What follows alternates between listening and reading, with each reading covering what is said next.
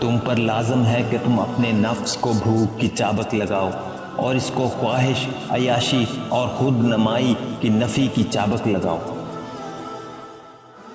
اے عمل کرنے والے، اخلاص بھی پیدا کرو ورنہ یہ کوشش فضول ہے۔ نیند ہر حالت میں نقصان دہ ہے، سب بھلائیاں بیداری میں اور تمام برائیاں نیند میں ہیں۔ چنانچہ جو آدمی ضرورت سے زیادہ نیند میں مصروف رہتا ہے، تمام نیکیاں اور اچھائیاں اس سے دور ہو جاتی ہیں۔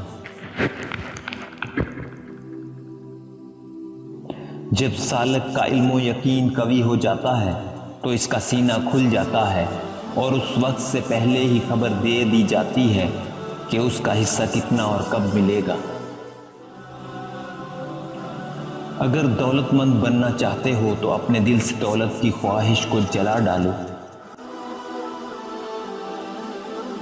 بے نمازی کو مسلمان کے قبرستان میں دفن نہ کیا جائے۔ یہ بات ذہن میں رہنی چاہیے کہ ملائکہ کے سوا کوئی بھی اپنے ارادے میں معصوم نہیں ہے اور ملائکہ اپنے ارادہ سے معصوم ہے، جبکہ انبیاء کرام اپنی خواہشات نفسانیہ سے معصوم ہیں۔